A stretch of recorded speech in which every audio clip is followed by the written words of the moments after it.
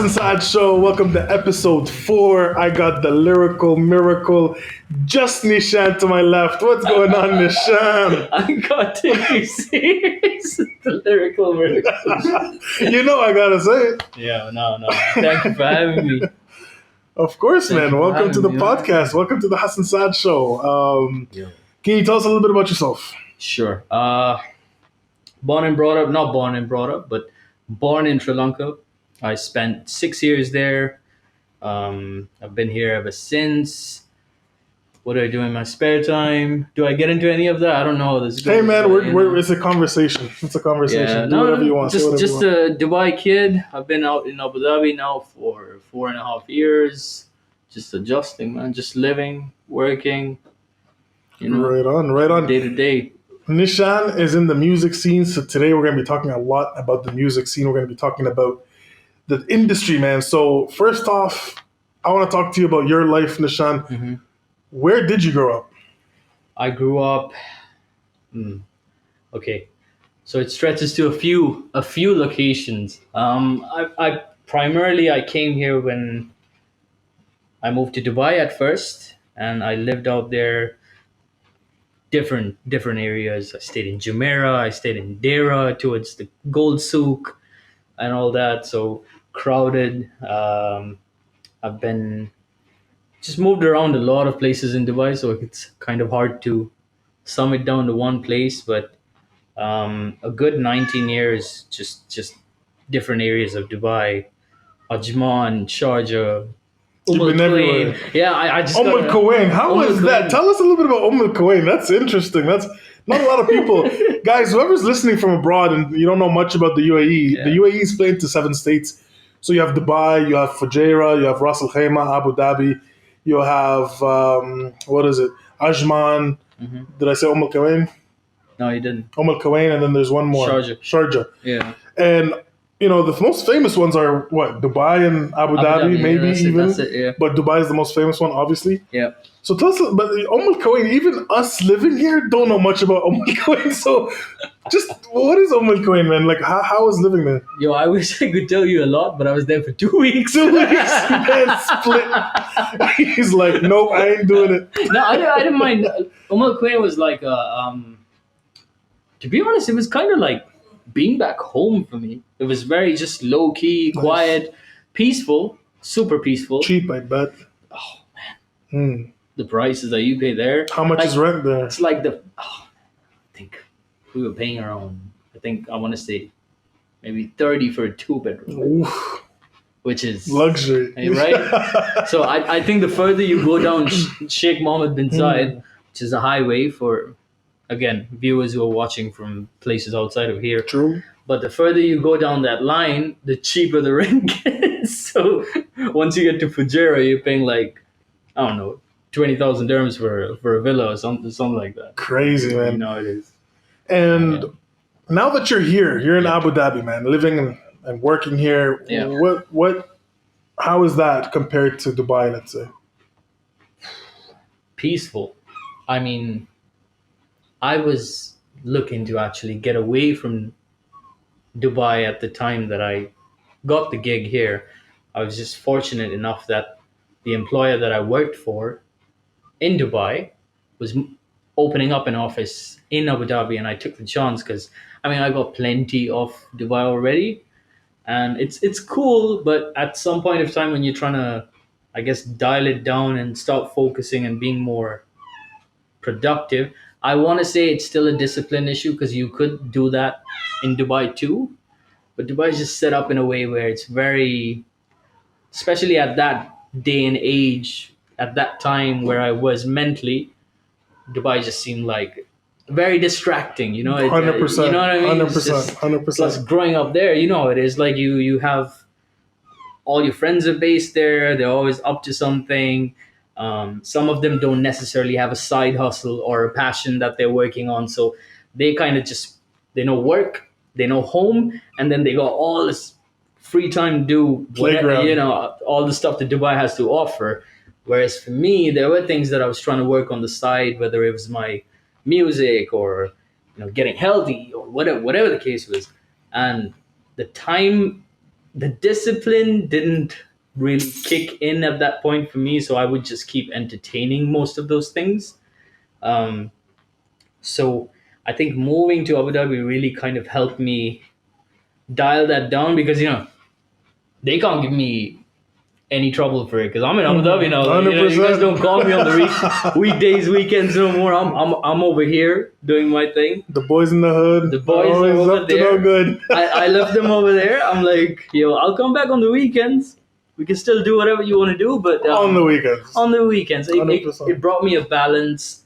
The city is relatively more peaceful than Dubai. I mean, Dubai is just, and I think it's getting progressively busier. Like it's the traffic that I see in Dubai compared to Abu Dhabi is, I mean, crazy, miles 100%. Apart, right? You probably like go down there all the time. Honestly, yeah. I mean, I don't like driving. I don't like the drive to Dubai just because what you said. Yeah, it's just getting lost, man. It's once you get lost on the highway, you're in Saudi. You're in Saudi.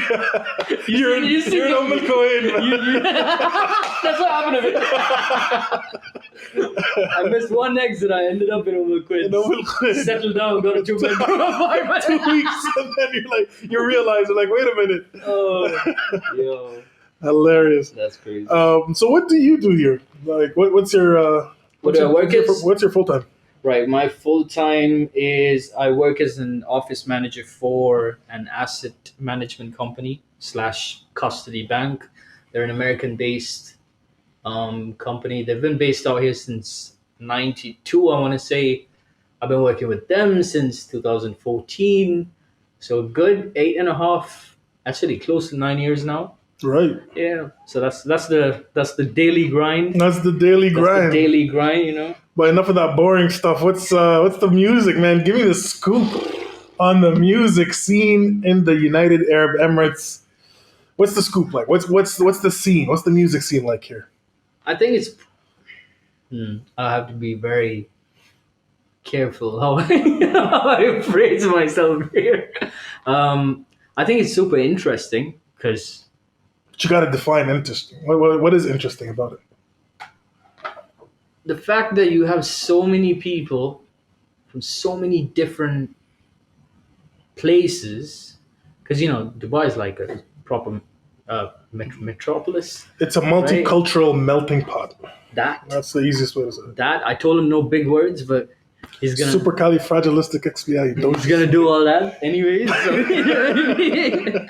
No, but I think what's really cool is that obviously most of it is very influenced by American hip hop, and now also kind of getting towards grime that comes from the UK. And it's super cool to see people who don't necessarily speak English as a first language pick it up and execute it as well as they do here, right? I mean, that's always hats off to you don't come from there. You are not even remotely close to the culture. True. Right? They have their own thing going on here, but I guess it goes to show how much research people really put into these things, because even with all that distance between that culture and this culture and the things you kind of need to pick up and learn to execute the references, all that stuff, it's like hard work. It's not easy. It's Can you tell us a little bit about that hard work? Like, what's your creative process like when you're writing, first of all, I mean, we can go back a step and say, what is your style? What is it? Boom bap? Is it the grimy kind of scene? Is it more of the the trap music? What's your style like? Personally, my ideal final form of an artist would be the most bipolar thing that you've listened to. Like, I don't want to put a project together where 2 tracks are the same. Right. You get what I mean? Because I know there also comes into conversation where you need to have your own sound and you need to, when people hear it, they gotta know it's you. So you have to sound this, this fixed tone that you have on all of your joints, or all the songs that you're doing are a certain type. Mhm. Like either you're a trap rapper or a grime rapper or a boom bap rapper, gangster rapper, or whatever.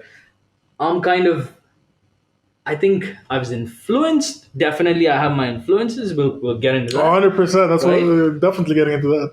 But as far as it goes now, I'm in the space where I'm listening to everything and I'm also trying to create everything.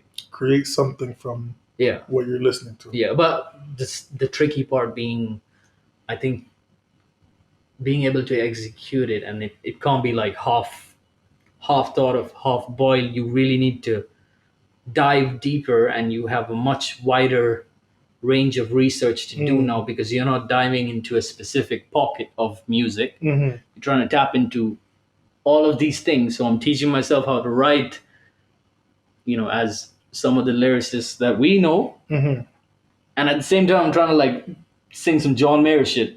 So it's like the contrast is crazy. Yeah, that is. But that's 100%. personally my thing.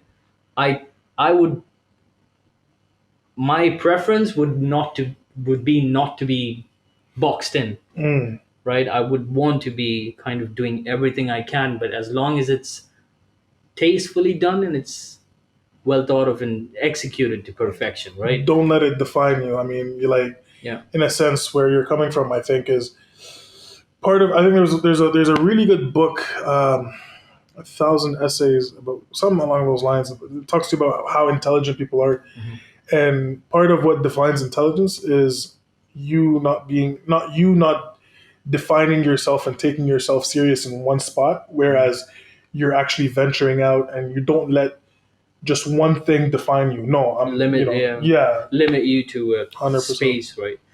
Yeah, no, that's my whole thing. Like that's what I'm trying to. That's why I don't really frequently put out music like that, because Mm. at the same time you are always your biggest critique, right? True. So um, I'm a listener before I am an artist, just like everyone else. Mhm. 9 hours out of out of the 8 hours that I'm at work, You're plugged in. I'm easily plugged in for a good four of that. So I'm more of a listener than I ever was an artist. When you are listening to music, when you are plugged in for the 8 hours or the 4 hours, what are you listening to? Oh man. And I'm not talking about the music, yeah. Mhm. I'm talking about when you are listening to that song or that one track. Yeah. What are you listening to? Oh, What are you listening for? what am I listening for? I don't think I ever specifically go into any of them, Hmm. particularly looking for something.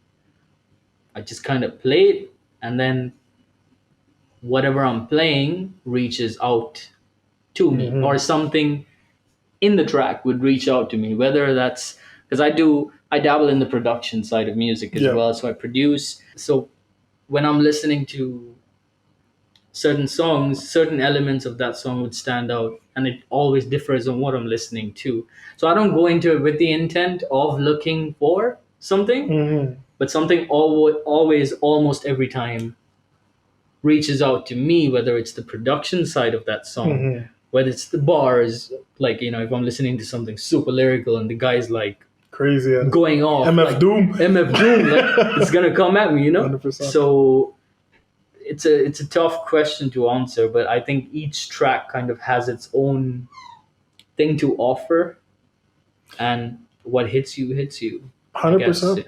And I think it also speaks to your subconscious, I'm sure. I mean, you're listening to the track, even if you're not focused, there's a part of your subconscious mind, like, Mhm. and then there's an aha moment later on, and you don't know where it came from. Yeah. But going into the production side of it, tell me a little bit about the production side. Like, how do you produce? What do you produce? What have you worked on here? Um, so I produce on, now everything is of course done electronically. My actual musical background, I was a drummer, so I used to play like Western drums, like a regular drum set. I also used to be a part of like the traditional Eastern drums, which is what we call them. Right. Maybe because they just want to differentiate West and East. Cultural appropriation. Cultural appropriation. But I used to be a part of the Eastern band as well, so it was always kind of in the background. And I dabbled with multiple softwares, which made these things much easier to do, right? Because now you didn't need to be in a room full of instruments. Although I do see the beauty in that, and it's like mad respect for people who are able to like play instruments in this day and age, because a lot of the producers that we listen to on a daily are sampling music. You know, they're taking samples, throwing some drums on it, throwing a little bit Herbs and spices. herbs and spices, and then they put it on the entree. But um, I worked on a few different types of music like production softwares. They're called DAWs, so digital audio workspace. And I'm currently on Fruity Loops, which you might have heard about. Maybe. Not really. No, what's that? So Fruity Loops it's just another DAW. It's like Ableton, Logic, Fruity Loops. I started with a software called Reason. Super intimidating. Like you can literally flip the workspace around and see the cables, even though you're on a laptop, just to get a feel of it. You remember Reason? Like it was crazy. But no, Fruity Loops is like probably the most, I want to say, user friendly. Like when you open it up itself, you're like, oh, I could probably do this, I can do this. I could do this, and that's part of the problem. That's why we have a few trash producers right now. All I have to do is press this button. Man, and it's gonna sort itself out. Street Fighter. The people who play with that. I'm one of those. That's all. You see all that. Just doing this. You're dangerous on Yeah, that. man. But I win. That's all that matters, right? That's all that matters. All that matters is how you win. There's Doesn't winners and matter. whiners. Yeah, man. People give me a lot of heat for The finger smashing. the finger smashing pose, but at the end of the day, it's about going home with the cup, right? So going back at it. Yeah. I'm sorry. Did I even answer the question? Yeah, Fruity Loops. I think you did. So going to, you were saying trash producers. I don't want to say trash so that people don't come attack me. But yes, there are a lot of people coming up and just trying it for the first time. What advice would you give, especially the young ones trying to dabble into production? You're not as nice as your friends say you are. Mic drop. No, look, I mean, there's no growth, right? If you're surrounded by yes men, True. who are gonna big up all your shit, even if it's. I mean, quite frankly, I'm like that too with Ye's whole. Now definitely, but I mean, even from back then, I was like, okay, I'm more of like New York type, Biggie, East Side, all that stuff, right? So, but anyways, that's a different conversation. But getting back to it, what was the question again? So what advice would you give them? So now you were talking about don't surround yourself with yes men, or yes people, right? 100%, dude. And you have to understand that honestly, it's so easy, especially out here, for you to actually think that you are something that you aren't. Because the only bar that you see is the one that's created here. Right. But it's like you could be the biggest deal here, move to somewhere where they take this stuff very seriously, and you have a million more competitors to go against.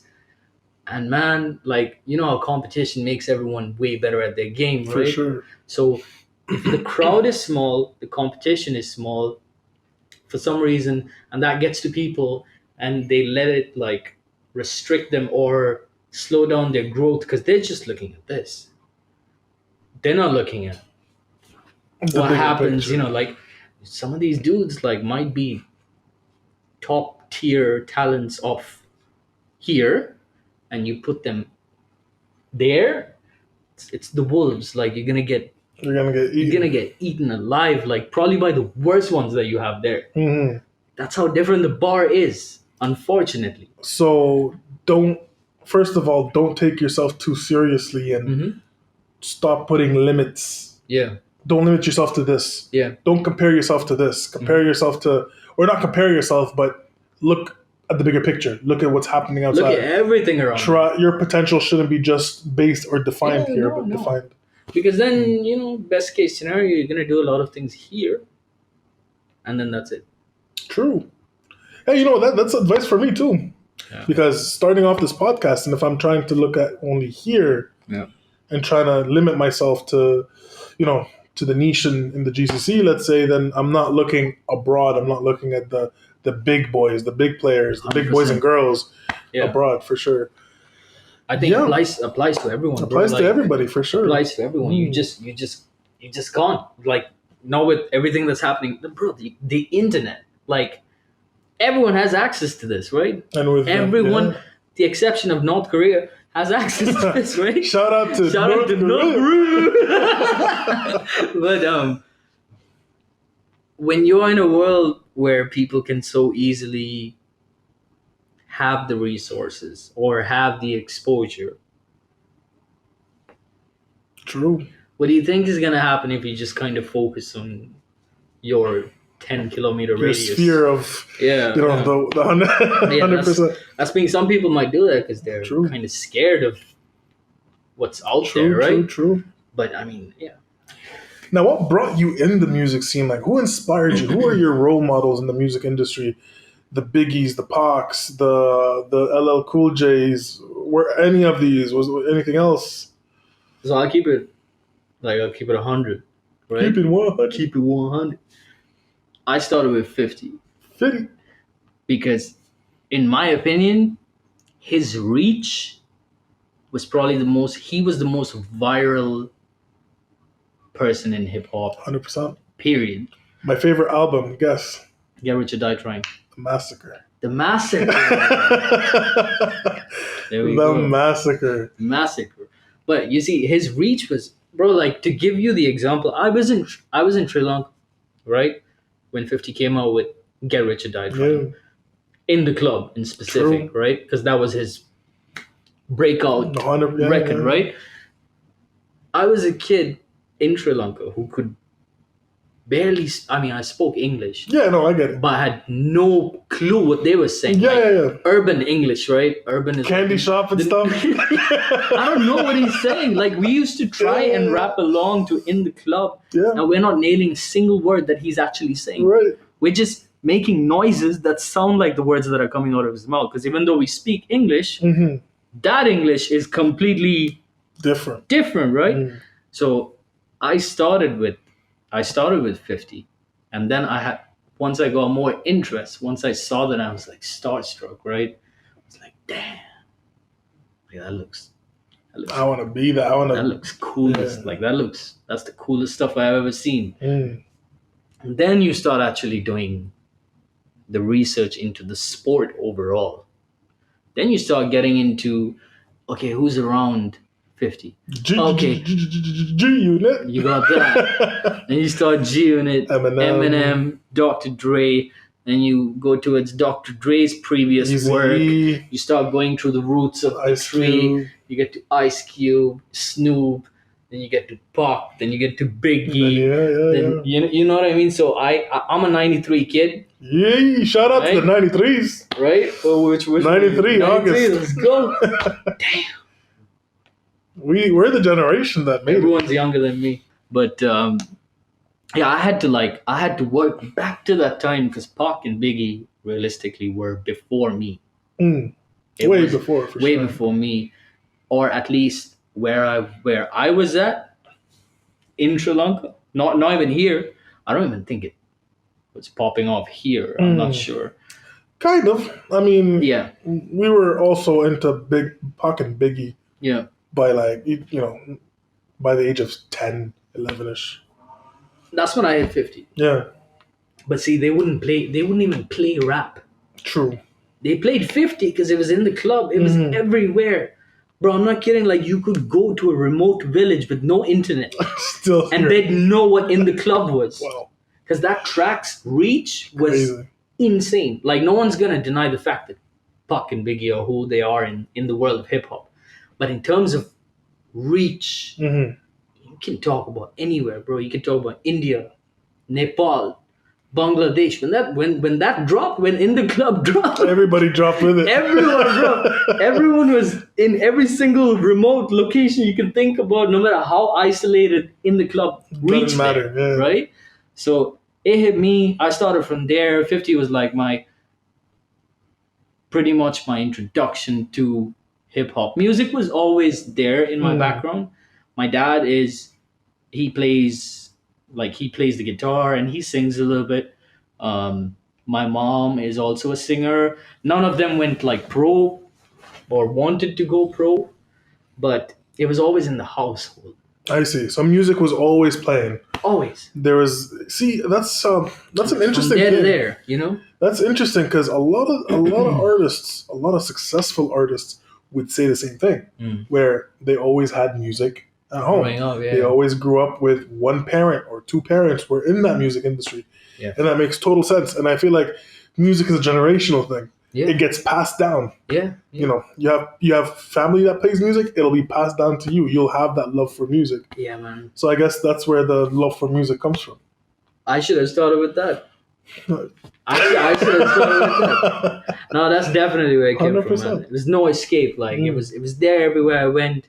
They started engaging me into it. You know, taught me a couple of songs that I need to sing in front of my aunties and my uncles. Right, yeah, that's how You it know works. it That's is. how it works. So, and then from there, I guess it took a little break, and then In the Club, In the club. and then everything went downhill from there. I started, looking deeper and deeper into the subject, learning more about all these people who are doing it, and it's like, oh, New York, In you. mecca of hip hop, yeah, in New York.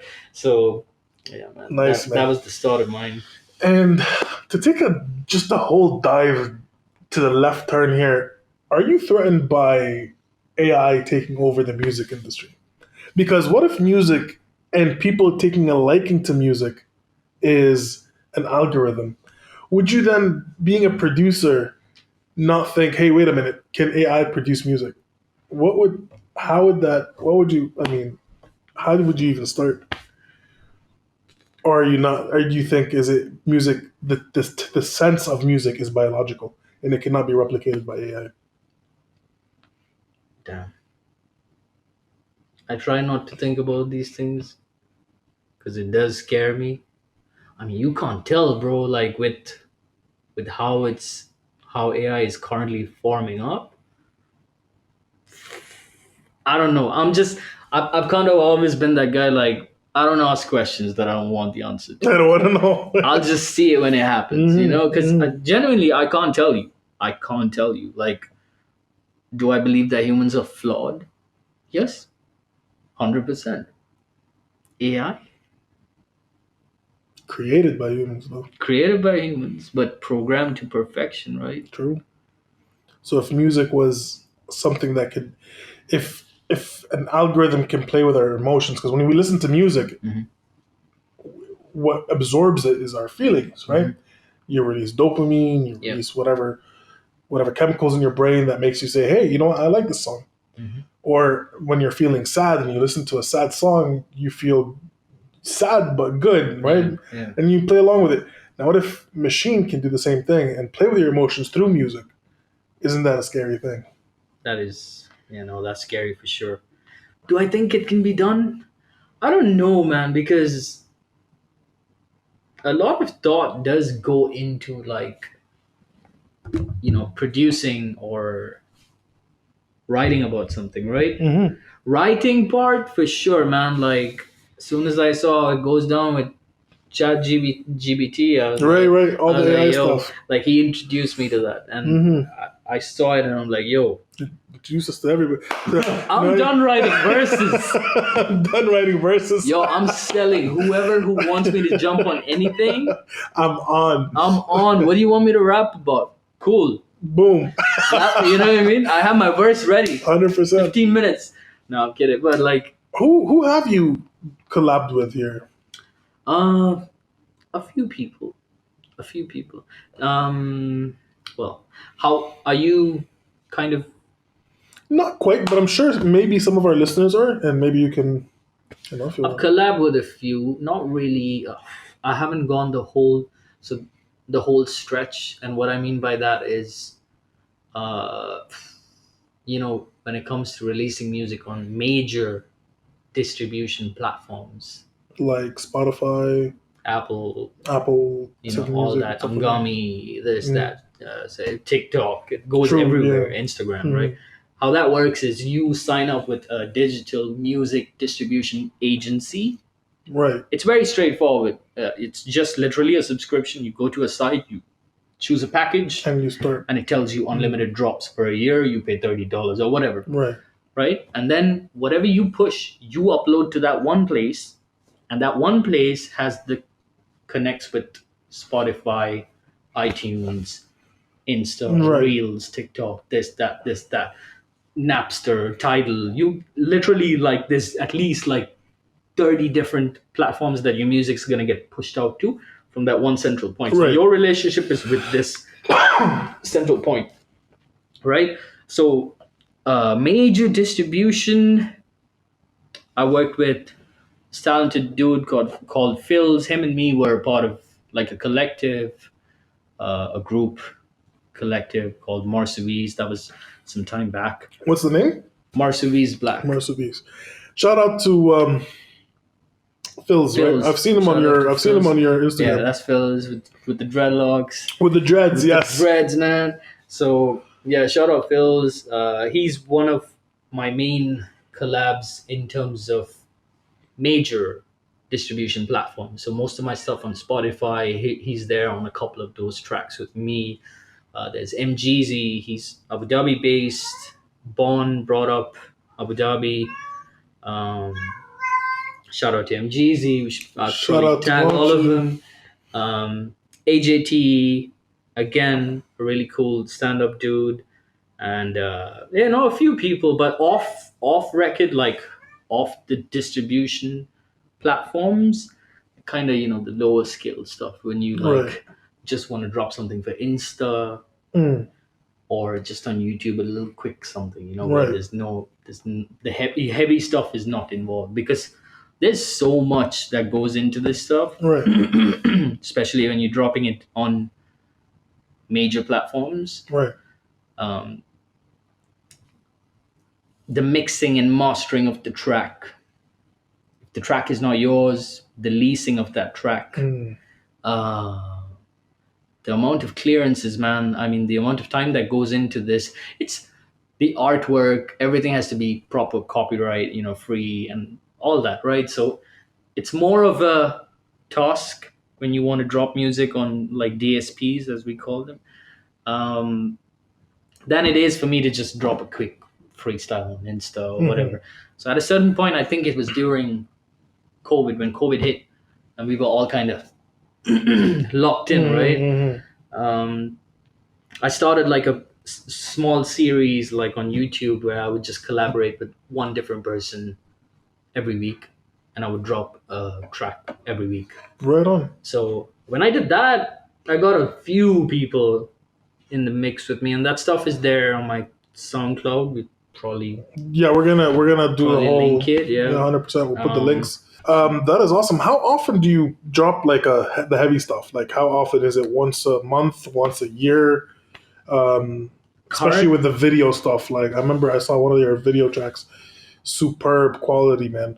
And it's like really, I was surprised. Remember that one time we were at you guys' place, and you showed me the track, and I was like, wait, like when you were like, yeah, I write this and I do this and I produce, and I'm like, all right, here we go. I'm gonna listen to some trap music. And drop some And boom then bap on you. dropped some boom bap. I don't know where to pick it up from. I was like, wait a minute.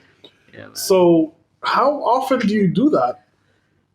Honestly, dude, nowhere as close to as often as I want to. Mm, Currently, it's more therapeutic for me than it is a need for me to draw, right? Artists, like it's how it went, right? It's our time off, right? You have your daily stuff, right? Right. So and honestly, it is a creative space, so it's not always gonna be there. Sometimes you can't write. You got True. writer's block. Right. Yeah. Sometimes just not in the mood for it. You're dealing with something else. This, that. Um, Currently, I think I'm close to maybe, I want to say like maybe 2 to 1 project a year, Okay. perhaps. Yeah, that's nice. So I always gap it out, but Mhm. I'm trying to change that. Maybe you just need to listen to some Goggins to motivate you. But no, that makes sense, man. Like if you like, guys, check it out. Like we're gonna link the stuff below. Um, check it out because it's heavy stuff. Like it's not your average shot on a telephone and the person is holding the phone is shaking and no, it's proper stuff. Like it's No, proper. that was his hard work. That was his production, his direction, all that. But yeah, Insane stuff. shout out to no one, man. 100%. No one. But no, it's hopefully I get to do something about those numbers. I'm not necessarily happy with the amount of stuff I'm dropping right now. I'm always working. Like I'm always writing.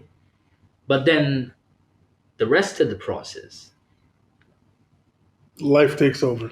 yeah, it's like, I mean, you try your best to work around it. Like either you're doing this or that, or you're just mentally not in the space to do it sometimes, right? And then you can't really beat yourself up about it either. Like sometimes yeah, cool. Like just feel like shit for a while. It's okay. Embrace it, take it, and then come back, get on the horse, and come back harder than you can. Right. But people think there's this need to like, no, dude, like you're on your own clock. Like at the end of the day, if you get too comfortable with your clock, you're gonna watch it pass by, right? Sure. But so it's there's that balance, but at the end of the day, you're on no one else's clock but your own, right? So when I feel like I need to take some time off, I take some time off, and I come back when I can, and I come back hard.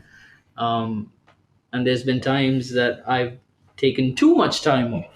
You know what I mean? That's also a realization, because some people want to say, "Oh, don't sweat it, this and that." But I mean, time is real. Time is of the essence. Time is of the essence. Time is real, and usually something substantial does not need to happen for it to remind you that you don't have enough time 100%. either, right? But so sometimes you would learn from a wake-up call. Sometimes it might just come to you, but that balance is on you. But as long as you're doing everything that you wanted to do, that is good for you and puts you in a good spot or fills your being or soul, do it. Like I don't necessarily feel good either when I'm not doing it.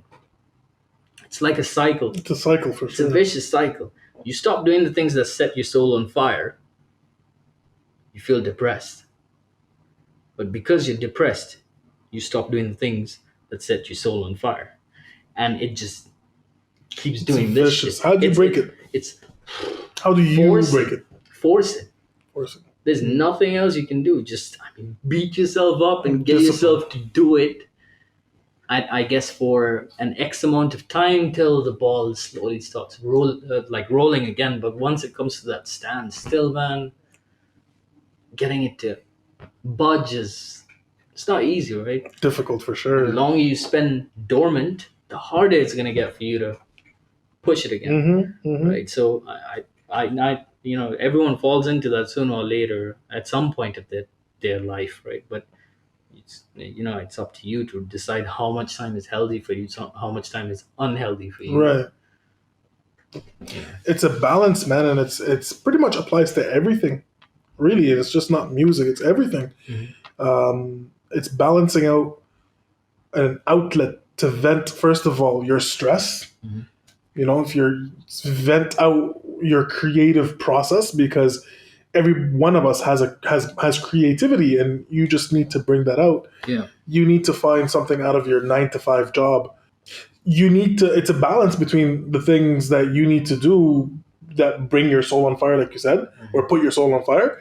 And if you don't, you will get depressed if you don't I lost my train of thought. If you don't do those things. If you don't do those things. Yeah, 100%. 100%. It's balancing out your 9 to 5 job, because your 9 to 5 job is what keeps you being able to do what the things you want to do. Afloat, yeah. Until you can then, your hobby or the thing that you love doing can take over your 9 to 5. But realistically, you got to be disciplined and you got to work hard. Yeah. But like you said, at your own pace. Sometimes you want to take a break, but don't take too long of a break.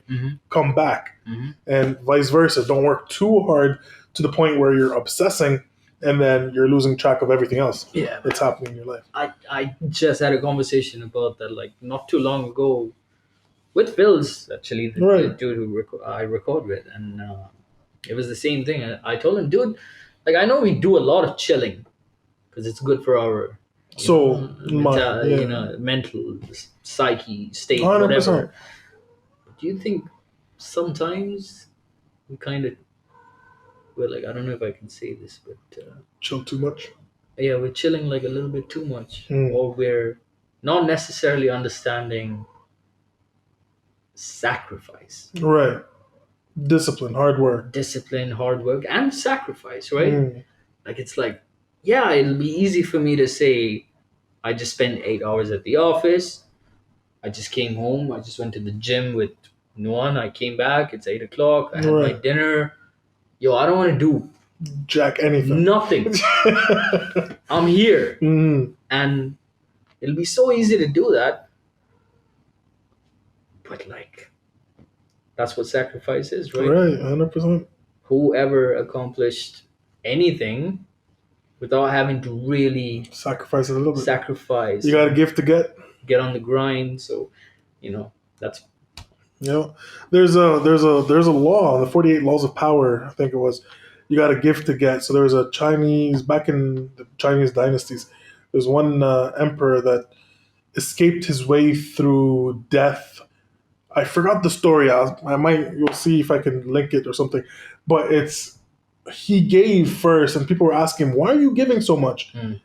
And he was like, because I know the day's going to come where I'm going to ask. And when I do ask, people are going to give me when I'm, give it back to me. And he used to give. And the day came where he cheated death because the amount of giving he got, he got what he received. What he received, exactly. So where can we find your stuff, man? First of all, we're going to send me the links. We're going to link it down below.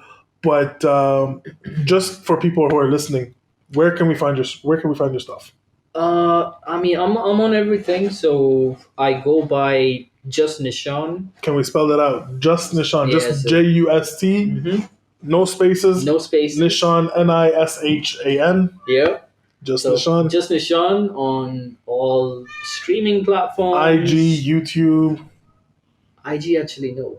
Yikes! Okay, on IG. So not all the platforms. I'll give you the IG app the last because I think it's the most hilarious one. All right. But I'm JustNishan on everything else. Now I'll put my Linktree, and that's gonna have everything on it. My Instagram handle is @ and I'm only gonna say this once. Just once. You better listen up. And I'm not gonna spell it either. They're gonna rewind it anyway. So. Good luck. You're gonna have to do it a few times. It's @ Utumuri Honda Civic. What? Wait a minute. And I love it. And I have no regrets. Honda Civic, taking you places. 100%, man. That's Utumuri. Honda Civic. What is Utumuri? Honestly, bro. Is it automation in Japanese, or is it like... I have no idea what it is. Utumuri. Honda Civic, that's it. That's all you gotta know. They asked me why. I said, why not, bro? That's just what you gotta know. Yeah, I like what you did there. Right on. Yeah. Before we go, man, you gotta drop some bars, man. You gotta drop something. You gotta do it. Oh man, you gotta do it. I'm off the. Don't give me a beat. Don't give me a beat. Give me a beat. I'm gonna go off. That was an inside joke for one of my friends. Give me the beat. Give me the beat.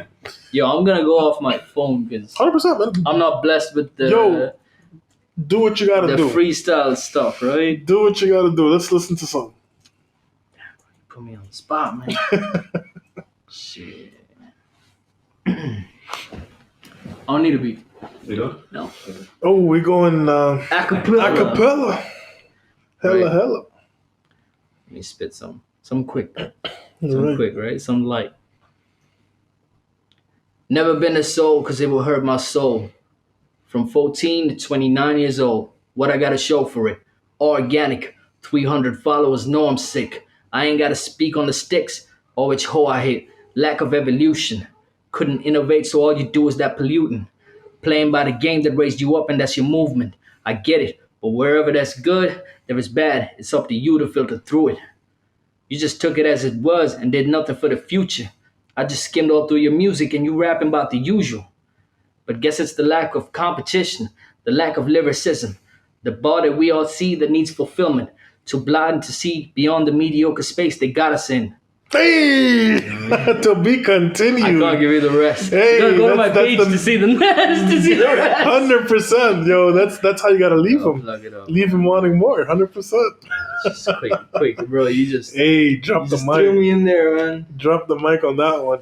JustNishan, bro. It was a pleasure to have you on here. Thank you for having Go me. check out his music. Go check out his Thank you channels. for having me. 100%. Anything else you want to say before you go? Stay tuned, man. There's big things happening Check out the link below. for myself and this man right here. Hey. You know what I mean? Guys, check him out below. And until next time, this was episode 4 with my boy Nishan. It's your host, Hassan Saad, with the Hassan Saad Show. Now get out of here. Peace.